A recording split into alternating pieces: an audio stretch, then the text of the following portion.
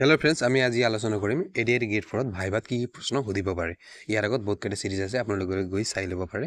আৰু মুখ্যমন্ত্ৰী ডাঙৰীয়াই শেহতীয়াকৈ ঘোষণা কৰিলে যে এডিআইটি ৰিজাল্ট 2-3ত প্ৰকাশ পাব বুলি।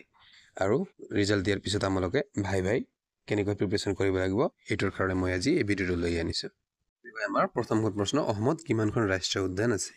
আমি সকলোৱে জানো অসমত 7খন ৰাষ্ট্ৰীয় উদ্যান আছে, কিন্তু শেহতীয়াকৈ মুখ্যমন্ত্ৰী ডাঙৰীয়াই ঘোষণা কৰিলে যে 8মখন ৰাষ্ট্ৰীয় উদ্যান আমাৰ অসমত। চিকলা জলক ৰাষ্ট্ৰীয় উদ্যান 8মখন আমাৰ ৰাষ্ট্ৰীয় উদ্যান। এই ৰাষ্ট্ৰীয় উদ্যানটো আমাৰ ৰাইমনা আৰু মানস ৰাষ্ট্ৰীয় উদ্যানৰ মাজত চিকলা জলক নামৰ ৰাষ্ট্ৰীয় উদ্যান অৱস্থিত। দ্বিতীয় প্ৰশ্ন আমাৰ, বৰ্তমান ভাৰতৰ মুখ্য নিৰ্বাচন আয়ুক্ত কোন? মানে নিউ চিফ ইলেকশ্যন কমিশ্যনাৰ 2025ত আমাৰ ৰিচেণ্টলি চেঞ্জ কৰা হৈছে। আগত আছিল আমাৰ ৰাজীৱ কুমাৰ, এতিয়া আমাৰ চেঞ্জ হৈছে, এতিয়া আমাৰ আছে আমাৰ জ্ঞানেশ কুমাৰ। এইজনে হয় আমাৰ নিউ চিফ ইলেকশ্যন কমিশ্যনাৰ। 2025ত ব্ৰিক্সৰ সন্মিলন কোন দেশত আয়োজন কৰা হ'ব? এইটো আমাৰ 2025ৰ ব্ৰিক্সৰ সন্মিলন আমাৰ ব্ৰাজিলৰ ৰিঅ' ডি জেনেৰিঅ' নামৰ ঠাইত আয়োজন কৰা হ'ব। IOSৰ 8মখন সন্মিলন কোনটো দেশত আয়োজন কৰা হ'ব?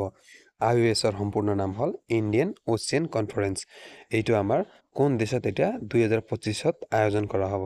এইটো ওমানৰ মুস্কট নামৰ ঠাইত আয়োজন কৰা হ'ব। তৃতীয় 2025ত হ'ব লগা ICC চেম্পিয়ন্স ট্ৰফিত প্ৰথম পুৰস্কাৰ কিমান টকা ৰখা হৈছে? মানে এইটো আমি জানিব লাগে যে কিমান টকা দিয়ে বা কিমান প্ৰাইজ দিয়ে। এইটো আমাৰ প্ৰথম পুৰস্কাৰ ৰখা হৈছে 20 crore, মানে আমি যদি ইংলিছত ক'ব যাওঁ তেন্তে 2.24 মিলিয়ন USD। ভাৰতৰ কোনটো ৰাজ্যই বিশ্বৰ ডাঙৰ ঝুমৰ নৃত্য আয়োজন কৰিব? অহা ফেব্ৰুৱাৰী মাহৰ 24 তাৰিখত এইটো হ'ব আমাৰ অসম, আৰু ইয়াত 7,500 গৰাকীমান ডান্সাৰ থাকিব। আৰু এই আয়োজনত মুখ্য অতিথি হিচাপে আমাৰ প্ৰধানমন্ত্ৰী ডাঙৰীয়া নৰেন্দ্ৰ মোদী চিফ গেষ্ট হিচাপে মতা হ'ব। আৰু এইটো আয়োজন কৰা হ'ব আমাৰ গুৱাহাটীত। Next, first Olympic sports game 2027ত ক'ত হ'ব? মানে স্পৰ্টছ গেম আমাৰ যেনে ভিডিঅ' গেমছ বাগেৰা, যেনে পাবজি, ফ্ৰী ফায়াৰ, এনেকৈ স্পৰ্টছ গেম প্ৰথমবাৰৰ বাবে 2027ত যিটো অলিম্পিক হ'ব, এইটো ক'ত হ'ব? আমাৰ চাউদি আৰবত হ'ব। নেক্সট, 39 এডিশ্যন নেশ্যনেল গেমছ 2027 ক'ত আয়োজন কৰা হ'ব? এইটো আমাৰ নৰ্থ ইষ্টতে পৰে।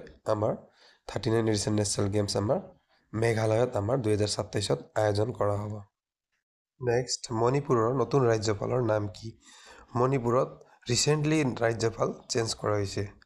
মণিপুৰত এতিয়া ৰাষ্ট্ৰপতি শাসন চলি আছে, আৰু ভাৰতৰ যিকোনো ষ্টেটত বহুতবাৰ বেছি টাইম ৰাষ্ট্ৰপতি শাসন হোৱা ৰাজ্য হ'ল আমাৰ মণিপুৰৰ। মণিপুৰত 11 টাইম, মানে 11th টাইম আমাৰ ৰাষ্ট্ৰপতি শাসন হৈছে। সেইকাৰণে আমাৰ মণিপুৰৰ ৰাজ্যপালৰ নাম কি হয় এইটো জানি থৈ দিলে ভাল হয়। এইজন হ'ল আমাৰ অজয় কুমাৰ ভল্লা। গাইজ, ইমানেই আছিল আজিৰ কাৰণে। আপোনাক যদি ভিডিঅ' ভাল লাগে লাইক আৰু ছাবস্ক্ৰাইব কৰি দিব, আৰু এইবিলাক নতুন নতুন বস্তু জানি থৈ দিব। ভাইভাত এনেকৈ সুধিব, ৰিচেণ্টলি কি হৈছে এইবিলাক সুধিব। কি হ'ব, পুৰণিবিলাক মানুহে বহুতে জানে কাৰণে ৰিচেণ্টলি বা কাৰেণ্ট এফেয়াৰ্ছত আজি টান দিব। সেইকাৰণে মোৰ চেনেলটো ছাবস্ক্ৰাইব কৰিব। মই আকৌ নেক্সট চিৰিজ লৈ আহিম। Thank U.